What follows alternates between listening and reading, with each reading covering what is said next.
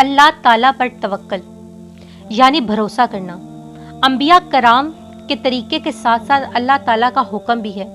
حکم خداوندی ہے کہ اللہ تعالیٰ پر ایمان لانے والوں کو صرف اللہ ہی کی ذات پر بھروسہ کرنا چاہیے، اور توکل کے ساتھ اللہ نے اپنے بندوں کو یہ حکم دیا کہ صبر و نماز کے ذریعے سے اللہ سے مدد مانگو۔ جب بھی کوئی پریشانی ہو اس پر صبر کرو اور نماز پڑھ کر اللہ تعالیٰ سے مدد مانگو تو اللہ تعالیٰ ضرور تمہاری مدد کرے گا۔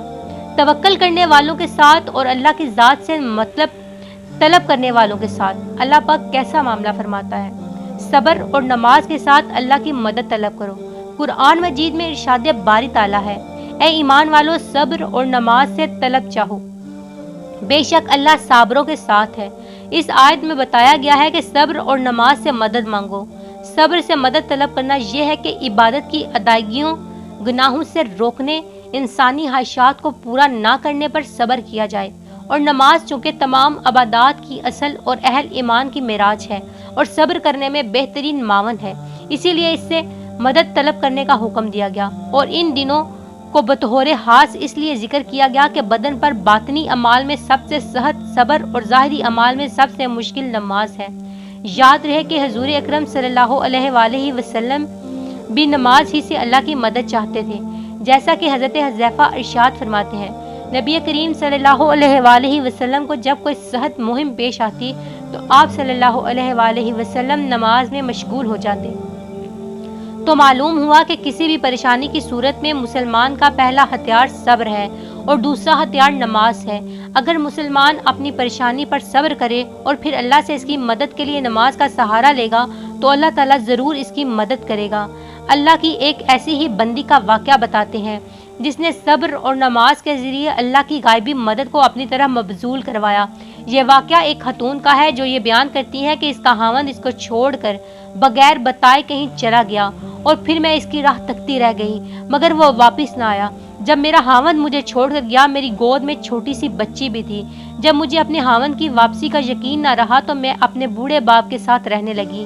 میرا باپ بھی اس قدر ضعیف ہو چکا تھا کہ اب وہ مزدوری کرنے اور پیسے کمانے سے عاجز تھا۔ ہمارے حالات آئے دن بگڑتے جا رہے تھے اور نوبت فاقو تکان پہنچی تھی۔ ایک دن میری بچی کو شدید بخار آ گیا، گھر میں کھانے کو کچھ نہ تھا، دوائی کے لیے پیسے تو دور کی بات، میں سخت پریشانی کی حالت میں بیٹھی رو رہی تھی۔ ہماری مدد کرنے والا کوئی نہ تھا۔ ایک دن اچانک میرے دل میں خیال آیا کہ میں نے اللہ تعالیٰ کا یہ ارشاد پڑھا تھا کہ کون ہے جو مسترد کی فریاد کو سنتا ہے جب وہ اس کی آواز کو آواز دیتا ہے اور اس کی مصیبت کو دور کرتا ہے۔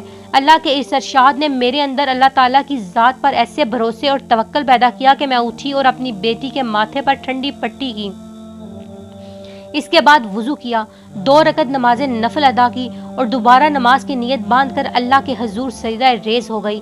بچی کی تکلیف کی وجہ سے نماز بھی مختصر پڑی، لیکن ذہن پر اللہ تعالیٰ کے اسی ارشاد اور آیت کا یقین تھا کہ دل میں اللہ کی ذات پر توکل اور بھروسہ جاگ اٹھا تھا۔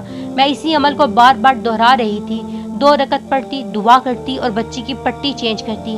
میں نے اس عمل کو 4-5 بار دہرایا ہوگا۔ ہمارے دروازے پر دستک ہوئی۔ میں اور میرے والد صاحب دونوں پریشان تھے کہ رات کے اس پہر دروازے پر کون ہوگا۔ والد صاحب نے پوچھا کون، تو باہر سے آواز آئی کہ میں ڈاکٹر ہوں۔ انہوں نے دروازہ کھولا۔ ڈاکٹر نے اندر آتے ہی پوچھا مریضہ کہاں ہے؟ ہم نے بچی کی طرف اشارہ کر دیا۔ ڈاکٹر نے بڑی تسلی سے میری بچی کو چیک کیا، پھر کاغذ پر چٹ لکھی اور مجھے تھماتے ہوئے کہا لائیے میری فیس، میں چلتا ہوں اور یہ دوائی لا کر بچی کو استعمال کرائیں۔ میں نے عاجزی سے کہا ہمارے پاس تو فیس نہیں ہے۔ ڈاکٹر کو غصہ آ گیا اور غصے میں بولا اگر فیس نہیں تو اس وقت مجھے فون کر کے کیوں بلایا؟ مفت میں تھوڑا ہی چیک کرتا ہوں۔ اس پر ہمیں حیرانی ہوئی کہ ڈاکٹر کو فون کس نے کیا۔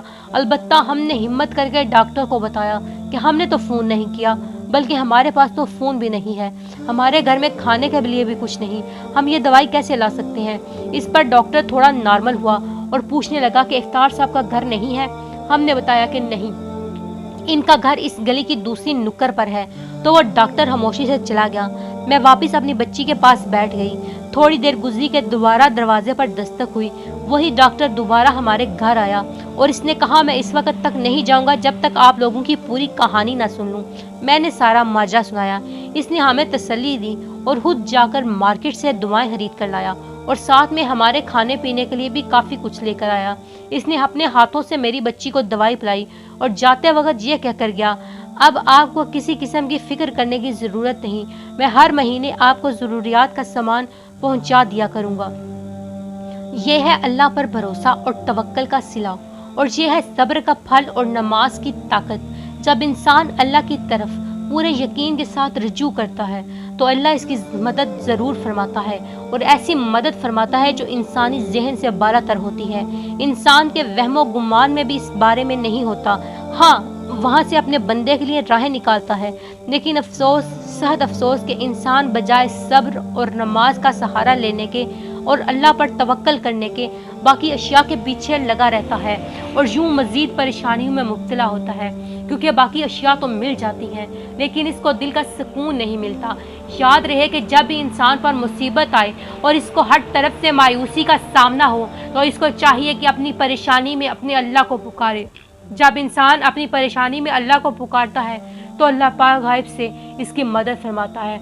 याद रहे कि इंसान पर जब सारे दरवाजे बंद हो जाते हैं तो फिर इसके पास एक ही दर बाकी रह जाता है, और वो दर है अल्लाह ताला का दर। इस हस्ती का दर जो कभी बंद नहीं होता, वो ज़ात ऐसी है जो सुनने के लिए हर पल तैयार होती है। ना कभी वो ज़ात सोती है और ना कभी ऊँग आती है, और वो ज़ात अपने बंदे की तरफ हर वक्त मतवज्जो रहती है। लेकिन ये इंसान है कि अपने हालिक व मालिक से गाफिल रहता है। लेकिन इसके बावजूद अल्लाह ताला फरमाता है, जब भी किसी परेशानी में मेरे बंदे मुझे पुकारते हैं तो मैं इनकी दुआ कबूल करता हूँ। लेकिन इंसान को अल्लाह पर भरोसा ही नहीं। अलबत्ता जब इस इंसान ने अल्लाह पर भरोसा और तवक्कल किया, अल्लाह ताला ने इसकी ऐसी मदद की जिसका ऐसा गुमान भी नहीं हुआ था।